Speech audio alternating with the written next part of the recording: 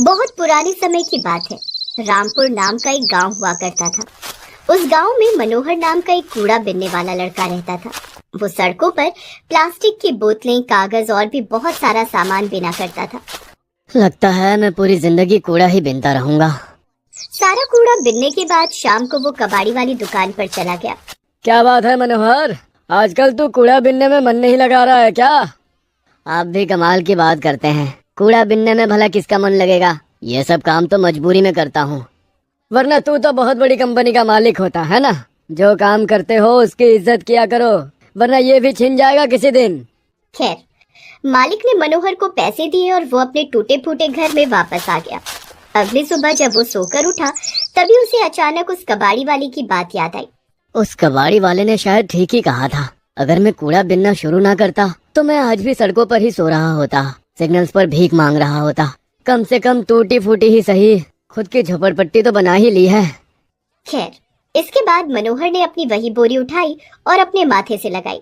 लेकिन जैसे ही उसने अपने घर का दरवाजा खोला, वैसे उसने देखा कि बाहर बहुत तेज बारिश होने लगी। ये लो, आज से ही अपने काम को इज्जत करना शुरू किया और आज ही बारिश होने लगी। लेकिन फिर भी मैं काम तो करूंगा ही। मनोहर उसी तेज बारिश में सड़कों पर निकल गया।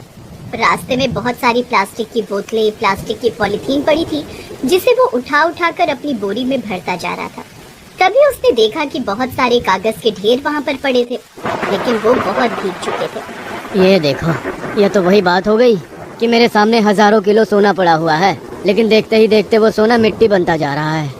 मनोहर ये सब खड़े होकर सोच ही रहा था कि तभी अचानक उसके पास कोई भिखारी आ गया। साहब, बहुत दिनों से कुछ खाया नहीं है, बरसात में कोई भीख भी नहीं दे रहा है, कम से कम खाना ही खिला दो। अरे मोनू तू? अरे मैं मनोहर, भूल गया क्या मुझे? तभी वो भिखारी मनोहर को पहचान गया। अरे मनोहर, तू ये बोरी लेकर क्या कर रहा है? अभी तक तेरे हाथों में कटोरा हुआ करता था, आज ये बोरी कैसे? अरे मोनू, मैंने अब भीख मांगना बंद कर दिया है। मैं तो कहता हूँ कि तू भी भीख मांगना छोड़ दे और ये काम चालू कर। कम से कम किसी के सामने हाथ तो नहीं फैलाना पड़ेगा। अरे मैं तेरी तरह पागल नहीं हूँ, फालतू में अच्छा खासा काम छोड़ दिया तूने। भीख मांगने से आसान काम कोई नहीं हो सकता, कैश सीधा हैंड टू हैंड मिल जाता है। और जो काम तू करता है उसमें सबसे पहले तो दिन भर कूड़ा बीनते रहो, उसके बाद शाम को जाकर उसे बेचो, तब जाकर पैसे मिलते हैं। चल मेरे साथ, इतनी अच्छी बारिश हो रही है, इस बारिश में भीख मांगते हैं, बड़ा मजा आएगा। फिर शाम को एक साथ बैठकर पौआ पियेंगे। हाँ नहीं नहीं मोनू, मैं अब कभी भीख नहीं मांगूंगा। खैर, मोनू वहाँ से चला गया। मनोहर के सामने बहुत सारे रद्दी कागज पड़े हुए थे जो भीग रहे थे। वो फिर से उन्हें देखने लगा। ये रद्दी के कागज कम से कम 50 किलो तो होंगे ही। ऐसा करता हूँ, ये सभी कागज उठाकर अपने बोरी में रख लेता हूँ। जब धूप निकलेगी तब उन्हें सुखा लूंगा और उसके बाद बेच दूंगा। मनोहर ने वो सारे रद्दी कागज अपनी बोरी में भर लिए। सबसे पहले ये सारे कागज घर में रख देता हूँ, वरना ये और भी ज्यादा गीले हो जाएंगे। मनोहर भागता हुआ अपनी झोपड़ी में आया और सारे गीले कागज घर में फैला दिए। ये सही रहा, मैंने सारी रद्दी चारों तरफ फैला दी है। हवा लगने से थोड़ा बहुत तो सूख ही जाएगा। कल जब धूप निकलेगी तब मैं बाहर उन्हें सुखा लूंगा। इसके बाद मनोहर फिर से वो बोरी लेकर कूड़ा बीनने चला गया। उस दिन बारिश थमने का नाम ही नहीं ले रही थी। उसने बहुत सारी प्लास्टिक की बोतल, प्लास्टिक के पैकेट इकट्ठा कर लिए। उसकी पूरी बोरी भर गई। उस कबाड़े वाली की बात तो बिल्कुल सच निकली। भले ही आज बारिश होने लगी, लेकिन आज जैसे ही मैंने काम को इज्जत देनी शुरू की, वैसे ही आज मेरा काम भी बढ़ गया। इतनी बारिश होने के बावजूद कुछ देर में मेरी पूरी बोरी भर गई। तभी अचानक मनोहर की नजर एक लड़के पर गई। वो 12 साल का लड़का भी एक बोरी लेकर सड़क के किनारे बैठा था और रो रहा था। मनोहर भागकर उसके पास गया। क्या हुआ बेटा, यहाँ क्यों बैठे हो इतनी तेज बारिश में? क्या काम करते हो तुम?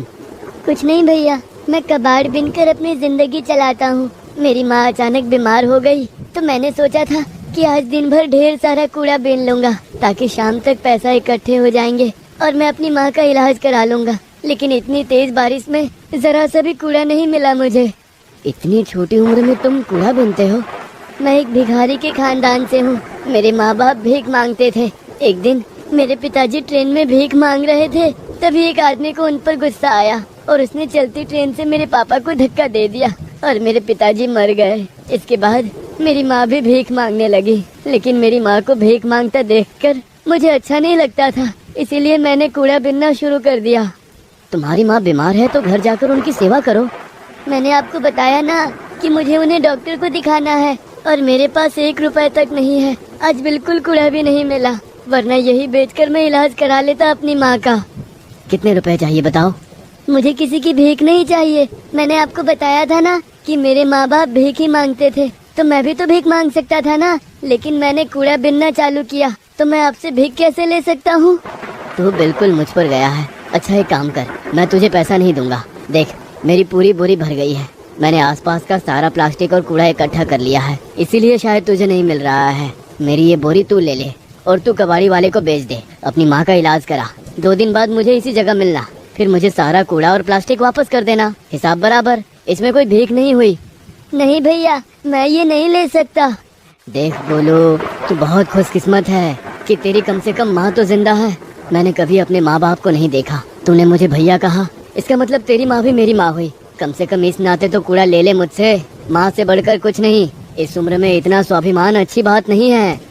तो इस तरह से मनोहर ने अपनी पूरी भरी हुई बोरी गोलू को दे दी। मनोहर अब वापस आ गया। चलो अच्छा है, उस लड़के ने मुझसे पैसे नहीं लिए, क्योंकि मेरे पास तो पैसे वैसे भी नहीं थे। उस रात मनोहर बिना खाना खाए ही सो गया। वो बस इसी बात का इंतजार कर रहा था कि कब बारिश कम हो और जो ढेर सारा रद्दी कागज उसने इकट्ठा किया है वो कबाड़ी वाले को बेच दे, ताकि अच्छा खासा पैसा उसे मिल सके। लेकिन अगले दिन भी बारिश नहीं रुकी। लगता है बारिश आज भी नहीं रुकेगी। कोई बात नहीं, मुझे तो अपना काम करना ही पड़ेगा। मेरे पास पैसे भी नहीं है और भूख भी बहुत तेज लगी है। 10-15 प्लास्टिक की बोतलें मिल जाएंगी तो खाने का इंतजाम तो हो ही जाएगा। उसने सोचा कि आज भी उसे पिछले दिन की तरह ढेर सारा कूड़ा मिल जाएगा। लेकिन आज मनोहर के साथ भी वैसा ही हुआ जैसा कल गोलू के साथ हुआ था। लगता है बारिश में लोगों ने निकलना ही बंद कर दिया है। सब के सब सफाई अभियान से जुड़ गए हैं। ना ही किसी कूड़ेदान में कोई कूड़ा मिला और ना ही सड़क पर किसी ने बोतलें फेंकी। गोलू वाला हाल मेरा भी हो गया आज तो। कोई बात नहीं, आज फिर भूखा ही सोना पड़ेगा लगता है। मनोहर अपने घर की तरफ लौटने लगा, लेकिन वो जैसे ही अपने घर के पास पहुंचा, उसने देखा कि तेज आंधी और बहुत तेज बारिश की वजह से उसकी झोपड़ी तहस नहस हो चुकी थी। वो कागज भी इधर उधर उड़ चुके थे, लेकिन उनमें से कुछ रद्दी कागज वहीं पर पड़े थे। भगवान, ये तूने क्या किया? मुझे तो लगा था कि अपने काम की इज्जत करने की वजह से धीरे धीरे मैं भी अब अमीर बन जाऊंगा, लेकिन आज तो तूने सब कुछ तबाह कर दिया। मेरा घर ही उजड़ गया। सोचा था ये रद्दी बेचकर कुछ पैसे जमा कर लूंगा, वो भी ये बारिश बहा ले गई। अब लगता है फिर से भीख ही मांगनी पड़ेगी। जो थोड़ी सी रद्दी बची हुई थी उसी को अपनी गोद में लेकर मनोहर वहीं बैठ गया। तभी अचानक उस रद्दी कागज से एक आवाज आई। उठ जाओ मनोहर। मनोज अचानक डर कर खड़ा हो गया। उसके हाथ में जो रद्दी कागज थे वो उसके हाथ से छूट गए। कौन है? मैं जादुई कागज हूँ। तुम्हारा दिल बहुत अच्छा है। तुम खुद भूखे सो गए, लेकिन उस बच्चे की तुमने मदद की, इसलिए मुझे लगता है अगर मैं तुम्हारी मदद कर दूं तो तुम अपने जैसे बहुत सारे लोगों की मदद कर पाओगे। कैसी मदद? इन कागजों से तुम ही अपना घर बनाओ, क्योंकि ये साधारण कागज नहीं बल्कि चमत्कारी कागज है। इसके बाद जो होगा वो तुम्हें खुद ब खुद पता चल जाएगा। मनोहर ने वो कागज उठाए और जल्दी जल्दी फिर से अपना घर बनाना उन्हीं कागजों से शुरू कर दिया। थोड़ी देर बाद वो कागज का घर बहुत बड़ा महल बन गया। महल के अंदर बहुत सारे कमरे और बहुत सारा सामान रखा हुआ था। उस महल में एक तिजोरी भी थी जिसमें ढेर सारे पैसे रखे थे। ये तो सच में चमत्कार हो गया। अब मैं अपने जैसे हर किसी की मदद करूंगा। उन पैसों से मनोहर ने अपने घर के बाहर एक बहुत बड़ी दुकान खोली। कुछ दिनों बाद उसे वही गोलू दिखाई दिया। उसने गोलू और उसकी माँ को अपने ही घर में रख लिया। गोलू, मैंने कभी परिवार नहीं देखा। आज से तुम मेरे छोटे भाई हो और माँ, आज से आप मेरी भी माँ हैं। जीते रहो बेटा, तुम्हारी जैसी औलाद भगवान हर किसी को दे। गोलू के पिताजी के गुजर जाने के बाद मैं अपनी जिंदगी से पूरी तरीके से हार गई थी, लेकिन भगवान ने तुम्हारे जैसा बेटा मुझे दे दिया। अब तुम दोनों भाई मिलकर सबकी मदद करना। उसके बाद गोलू और मनोहर ने मिलकर दुकान चलानी शुरू कर दी और खुशी खुशी जीवन बिताने लगे। तो हमें उम्मीद है कि आपको हमारी ये कहानी पसंद आई होगी। कृपया हमारे चैनल को सब्सक्राइब करें और सभी अपडेट्स के लिए बेल आइकन जरूर दबाएं। और हाँ, वीडियो लाइक और शेयर करना मत भूलिएगा। Bye bye.